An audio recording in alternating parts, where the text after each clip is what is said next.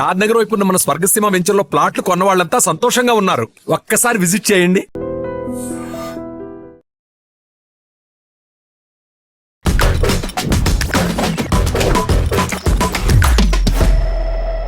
Welcome to I dream think again. నేను Udayasri. Emotions కంట్రోల్లో లేకపోవడంతో ఎలాంటి అనర్థాలు జరుగుతున్నాయి, ఇదే ఇవాళ మన టాపిక్. మనతో మాట్లాడడానికి విజయ బంగారు గారు ఉన్నారు, language trainer and motivational speaker. మాట్లాడదాం. నమస్తే అమ్మా. నమస్తే ఉదయ్ గారు, బాగున్నారా? బాగున్నాను madam, thank you. So madam, ఈ మధ్య ఎలాంటి దారుణాలు చూసినా, ఎలాంటి అఘాయిత్యాలు చూసినా, అంటే ఒకరిని చంపడమో లేకపోతే సెల్ఫ్ హార్మ్ చేసుకోవడమో జరుగుతున్న పరిస్థితులను చూస్తే వాళ్ళకు వచ్చే ఫీలింగ్స్ని వాళ్ళు కంట్రోల్ చేసుకోలేకపోతున్నారు. కోపం వచ్చిందా ఇమీడియట్గా చూపిస్తూ ఉన్నారు, బాధ అనిపించిందా వాళ్ళకి తట్టుకోలేక అయ్యో నాకు ఇట్లా అనర్థం జరిగిపోయిందని సూసైడ్ చేసుకుంటూ ఉన్నారు, ముక్కలు ముక్కలుగా నరికేస్తూ ఉన్నారు. అక్కడ ఏంటి, అక్కడ ఆవేశం కంట్రోల్లో ఉండట్లేదు. ఈ కంట్రోలింగ్ కెపాసిటీ అనేది ఎందుకు కోల్పోతూ ఉన్నారు జనాలు? వీటిని కంట్రోల్లో పెట్టుకోవడం అంటే ఎట్లా, ఏం చేయాలి? కంట్రోల్లో పెట్టుకోవడం అంటే మీరు అన్నట్టుగా ఆ కోపాన్ని ఆ క్షణంలో ఏదో ఒకటి, అంటే నాకు కోపం వచ్చింది, మీరు మాట వినలేదు, నా పక్కన ఒక గ్లాస్ ఉంది, నేను మీకు విసిరేస్తా, అప్పుడు అయిపోయింది. దానికి ఇంకా నా కోపం కంట్రోల్లో అయిపోతుంది. కానీ దానివల్ల జరిగే అనర్థాలు ఏంటి? నిజంగానే నేను ఈ సిచ్యుయేషన్లో ఇంత ఎగ్జైట్మెంట్ అయిపోయి మిమ్మల్ని చంపడము, మిమ్మల్ని ఇంకొకటి హామ్ చేయడము, మిమ్మల్ని బాధ పెట్టడం అవసరమా అనేది కంపల్సరీగా. సో అంటే ఏంటంటే నా కోపం వచ్చిందండి, నా కోపం వస్తే వెంటనే చూపించేసేయాలన్నమాట. అప్పుడు కానీ నా ఫ్రస్ట్రేషను, నా ఇది తగ్గిపోదు. కాకపోతే ఇదివరకు అంటే అలా ఉండేది కాదండి. ఒక కోపం వస్తే జనరల్గా ఒక మనిషి మధ్యలో ఏదన్నా ఒక హీటెడ్ ఆర్గ్యుమెంట్ జరిగినప్పుడు, ఒకవేళ నాకు నచ్చనప్పుడు ఇదివరకు ఏం చేసేవాళ్ళు అంటే బయటికి వెళ్ళిపోయేవాళ్ళు. ఇంకా అంటే ఆ సిచ్యుయేషన్ కంట్రోల్ అయిపోతుందని. సో నీ మొహం చూడను, నీతో నాకు అవసరం లేదని బయటకు వెళ్ళిపోయేవాడు. ఆడవాళ్ళు అయితే నీతో ఎందుకు, నా టైం వేస్ట్ అని చెప్పి ఒంటింట్లోకి వెళ్ళి వాళ్ళ పనులు వాళ్ళు చేసుకుంటున్నారు. ఇప్పుడు అలా ఉండటం లేదండి. ఖచ్చితంగా ఎదురుకుండా కూర్చొని నువ్వు ఎందుకు ఇలా చేసావు, ఇది ఏంటి అది ఏంటి అని మాట్లాడి, అనవసరమైన డిస్కషన్స్ చేసి, అనవసరమైన ఆర్గ్యుమెంట్ చేసి, ఎంతసేపు వచ్చి నాదే కరెక్ట్ అని ఒకరు అంటే ఎవరికి వాళ్ళే కరెక్ట్ అనుకొని ఆ ఎమోషన్స్ కంట్రోల్ చేసుకోలేకపోక అనుమానంతో, అంటే నిజంగానే ఎమోషన్స్ ఉన్నప్పుడు ఏమవుతుందంటే, అనుమానం ఉన్నప్పుడు నిజంగానే ఎమోషన్స్ వస్తాయి, కోపం వస్తుంది కదా. ఇప్పుడు మనం ఇంతవరకు చూసిన ముక్కలు కట్ చేసింది అదే. ఒట్టి అనుమానంతోనే అతను ఏం చేశారంటే, ఒక మనిషిని కిరాతకంగా, కడుపుతో ఉండే అమ్మాయిని కిరాతకంగా రంపంతో కోసి చేసి చిన్న చిన్న ముక్కలు చేసేసి విసిరేశాడు. అదన్నిటికీ ఏంటంటే తన కోపాన్ని తను కంట్రోల్ చేసుకోలేకపోయాడు. ఏమిటి, భార్య ఎవరితోనో మాట్లాడుతుంది అనే ఒక అనుమానంతోనే. ఆ కోపాన్ని నిజంగా నాకు కంట్రోల్ చేసుకొని ఉంటే ఈరోజు ఈ అనర్థం జరిగి ఉండేది కాదు. అంటే ఇదివరకు ఏమవుతుందంటేనండి, పెద్ద ఫ్యామిలీస్ ఉండేవి, ఇంట్లో అందరూ ఉండేవాళ్ళు. ఏదన్నా నాకు కోపం వచ్చే, ఏంటి ఆ చిన్న మాటికి అంత గట్టిగా అరుస్తున్నావు, వెళ్ళిపో, కాసేపు బయటకు వెళ్ళిపో, లేకపోతే అమ్మ నువ్వు వెళ్ళిపోమ్మా లోపలికి, ఏముంది ఇక్కడ, ఏం విషయం ఉంది ఇక్కడ అని పెద్దవాళ్ళు చెప్పేవాళ్ళు ఉన్నారు. ఇప్పుడు ఎవరున్నారండి? ఎవరు చెప్పేవాళ్ళు లేరు.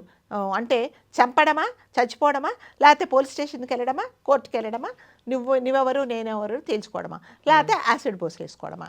సో మరి దీనికి ఎక్కడ కంట్రోల్ ఉండట్లేదు. ఇదంతా ఏంటంటే బికాస్ ఆఫ్, అంటే మీ మీద మీకు నియంత్రణ లేకపోవడమే అది అన్నమాట. దానివల్ల నిజంగానే చాలా అనర్థాలు జరుగుతున్నాయి. ఒకసారి మనము వాయిస్ రేస్ చేసే ముందు, ఒక మనిషిని ఒక బాధ పెట్టే ముందు అసలు ఒక్క క్షణం మనం ఆలోచించుకోవాలండి. నిజంగా నేను ఈ క్షణంలో ఇంత అరవడం అవసరమా? నాకేదో చిన్న అనుమానమే కదా, ఈ అనుమానం నేను మళ్ళీ కాసేపు ఉన్న తర్వాత మళ్ళీ అదే మనిషితో మాట్లాడదాము అని అనుకుంటే మీకు ఇంత జరగదు, ఇన్ని అనార్థాలు జరగవండి. కానీ ఎవ్వరూ అలా చేసుకోవట్లేదు. ఇంకొకటి షేర్ కూడా చేసుకోవట్లేదు. ఒకవేళ షేర్ చేసుకున్నా ఆ చెప్పిన వాడు కూడా ఇంకా దాంట్లో అగ్నిలో ఆజ్యం పోసినట్టు, అవునరా చాలాసార్లు నేను చూసాను, చాలాసార్లు మాట్లాడుతుంది ఆమె ఫోన్లో, ఇది ఏదో ఉంది తేల్చేసుకోమని చెప్పేస్తున్నారు. సో కాబట్టి షేర్ చేసుకునే వాళ్ళు కూడా, అంటే మన బాధను ఎవరితోనే షేర్ చేసుకోవాలంటే వాళ్ళు మనకు మంచి చెప్పేలాగా ఉండాలి. అంతేగాని మనను మిస్గైడ్ చేస్తే ఇలాంటివే జరుగుతాయి. ఇతని విషయంలో జరిగింది అదే అన్నమాట. కంట్రోల్ చేసుకోలేక ఇంకా ఈమె ఎప్పుడు అసమానం ఎవరితోనో మాట్లాడుతుంది కాబట్టి ఈమెను ఇక్కడ ఉంచకూడదు అని చెప్పేసి ఆమెను నిజంగానే చంపేశాడు. అంటే ఇప్పుడు కోర్టులో కూడా ఏమవుతుందండి, నిజంగానే అండి ఇది జరిగింది ప్రత్యేక సాక్ష్యం ఆయన చూపిస్తున్నాడు, బాడీ పార్ట్ చూపిస్తున్నాడు, కోపంలో ఈయన చేసేసానని చెప్తున్నాడు. ఒప్పుకున్నా కూడా మన కోర్టులలో తొందరగా న్యాయం జరగదండి. మళ్ళీ 2-3 ఏళ్ళు తిరగాల్సిందే. అతను ఏమనుకుంటాడంటే నా కోపాన్ని నేను కంట్రోల్ చేసుకోలేక చంపేసి అయిపోయింది కదా, నేను ఈ 2-3 నెలలు కోర్టుకి వెళ్ళి విడాకులు తీసుకొని ఇవన్నీ నేను వెయిట్ చేయలేను, నాకు అంత ఓపిక లేదు, ఇప్పుడు నాకు కోపం వచ్చింది, నువ్వు నాకు ఇష్టం లేదు, నువ్వు చంపేస్తా అనేసి చేస్తున్నారు. కాబట్టి వీటన్నిటికీ కారణాలు ఏంటంటే మిమ్మల్ని మీరు కంట్రోల్ చేసుకోలేకపోవడం, ఇది విచక్షణ రహితంగా, అంటే ఇప్పటికిప్పుడు చంపేసేయాలి అంతే, ఇంక ఏమి చేయకూడదు. మీరు రోడ్డు మీద చూడండి, ట్రాఫిక్లో ఉంటారు, వాడు ముందు ఆపుతాడు, అక్కడ రైట్ వెలుగుతుంటుంది, దే హ్యావ్ టు వెయిట్, వెనక వాడు కంట్రోల్ చేసుకోలేకుండా హార్న్ కొడుతూ ఉంటాడు. అవును కదా, అది ఎంత అంటే ఆ కోపాన్ని కంట్రోల్ చేసుకోలేక కొంతమంది అయితే బండిలు దిగేసి కొట్టను కూడా కొడతారు. అవన్నీ ఎందుకు అతను అంటే ఆ క్షణంలో ఎందుకు ఆగాడు, అక్కడ ట్రాఫిక్ సిగ్నల్ పడింది, సో అతను ముందుకెళ్ళలేడు, కాబట్టి అతను వెనుక నేను వెయిట్ చేయాలనే విచక్షణ అనేది ఉండటం లేదు. నా కోపం వచ్చింది, నేను ఏదో ఒకటి నేను ఎక్స్ప్రెస్ చేసేయాలి అంతే, దానివల్ల ఎలాంటి అనర్థాలు జరుగుతాయి అనేది తెలియటం లేదు. కాబట్టి ప్రతి ఒక్కరూ ఆ కోపాన్ని ఎక్స్ప్రెస్ చేసే ముందు ఒక్క క్షణం ఆలోచించండి. కోపాన్ని కంట్రోల్ చేసుకోవడం అంటే నిజంగా మీ మీద మీకు చాలా కోపం వచ్చింది, కంట్రోల్ చేసుకోలేకపోతే ఇప్పుడు ఎవరన్నా ఏమన్నా చేయాలన్నప్పుడు బయటికి కామ్గా బయటికి వెళ్ళిపోండి, లేదా ఆ మనిషినన్నా వెళ్ళిపోమని మీరన్నా వెళ్ళిపోండి. నిజంగానే మళ్ళీ ఇంకొక అరగంట తర్వాత కలిస్తే మీకు ఆ కోపం ఉండదండి. అంటే ఈ హత్యలు, చంపడాలు, చంపుకోవడాలు ఇవన్నీ ఏమిటంటే ఆ ఆర్గ్యుమెంట్ జరిగినప్పుడు ఏదో ఒక మనిషిని ఒక హామ్ చేస్తే నేను చల్లారిపోతా, నాకు కామ్గా ఉంటాను. సో దానివల్ల ఎన్నో అనర్థాలు జరుగుతున్నాయి. కాబట్టి కోపాన్ని కంపల్సరీగా ప్రతి ఒక్కరూ కంట్రోల్ చేసుకోలేకపోతే ఏమవుతుందంటే ఇలాంటివే జరుగుతాయి, చంపడాలు, చంపుకోవడాలు, వాళ్ళే కంట్రోల్ చేసుకోలేక చనిపోతూ ఉన్నారు. అంటే చూస్తారు, కంటితో చూస్తారు, అదే నిజం అనుకొని ఆ అనుమానంతో కూడా మనుషులను చంపేస్తున్నారు. కాబట్టి కోపాన్ని కంపల్సరీగా కంట్రోల్ చేసుకుంటేనే మనము ఈ ప్రపంచంలో బతుకుతామండి. ఇప్పుడు అంటే ఒక్కొక్కరిది ఒక్కొక్క యాటిట్యూడ్ ఉంటుంది. మీ యాటిట్యూడ్ నాకు నచ్చకపోవచ్చు, నా యాటిట్యూడ్ మీకు నచ్చకపోవచ్చు. కాబట్టి ప్రతి ఒక్కరూ అందరినీ సాటిస్ఫై చేస్తారని ఏమీ లేదు. కాకపోతే ఏంటంటే కొంచెం కంట్రోల్ చేసుకుంటే మాత్రం మళ్ళీ అనుకుంటా, ఈ చిన్న విషయానికి నేను ఎందుకు ఇంత కోప్పడ్డాను, ఇది చిన్నదే కదా, చిన్న విషయానికి నేను ఎందుకు ఇంత కోప్పడ్డాను. మొన్న మీరు చూసారో లేదో, ఒక భర్త భార్యకు చెప్పాడు, అస్తమానం సీరియల్స్ ఎందుకు చూస్తావు, ఆపేయమ్మా అన్నందుకు పురుగుల మందు తాగేసింది అన్నమాట కదా. అది నిజంగానే ఏమన్నా నీ జీవితానికి అవసరం పడుతుంది ఆ సీరియల్స్, నీ పిల్లలకు నీకు ఎవరికన్నా అవసరమా? ఆపమన్నాడు, ఆపేసేయి, ఆయన వెళ్ళిపోయిన తర్వాత చూసుకో, లేకపోతే లేదండి ఇదొక్కటే ఎండింగ్లో ఉంది, నేను ఎప్పటి నుంచో చూస్తున్నాను, ఇదొక్కటి చూస్తానని నువ్వు కన్విన్స్ చేసుకో. నువ్వు పురుగుల మందు తాగి చనిపోతే అంటే ఆఫ్టర్ ఆల్ ఒక సీరియల్ కోసము 100 సంవత్సరాలు బతకాల్సిన నీ బతుకును నువ్వే సర్వనాశనం చేసుకుంటున్నావు. అంటే ఇక్కడ నాకు ఒక విధంగా అనిపిస్తుంది, ఎంటర్టైన్మెంట్ అది దీనికి ఎడిక్ట్ అయిపోతూ ఉన్నారు.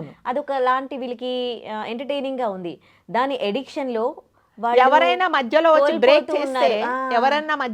బ్రేక్ చేస్తే అతను వచ్చాడండి, హస్బెండ్ వస్తాడు, సీరియల్లో చూస్తావా ఎంతసేపు, నేను వచ్చాను కదా కాస్త మంచినీళ్ళు ఇవ్వు, లేకపోతే ఏదైనా టిఫిన్ చేసి పెట్టు అంటే వీడికి కోపం వచ్చేస్తుంది.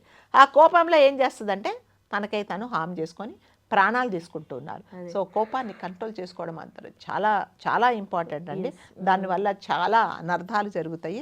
దయచేసి ఒక్కసారి ఒకరి మీద కోపపడే ముందు ఒక్కసారి మిమ్మల్ని మీరు కంట్రోల్ చేసుకోండి.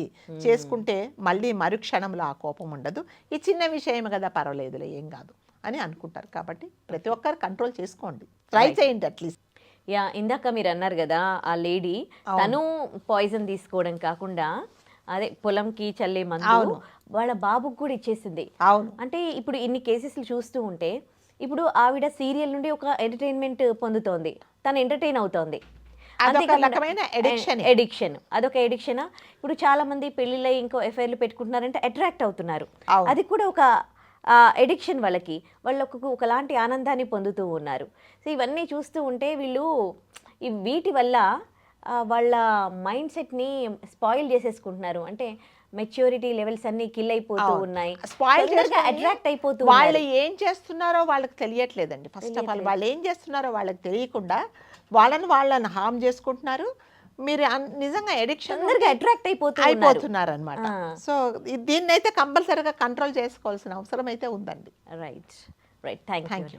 And for more videos, please subscribe to iDream. Please subscribe to iDream. Please subscribe iDream. And please subscribe to iDream.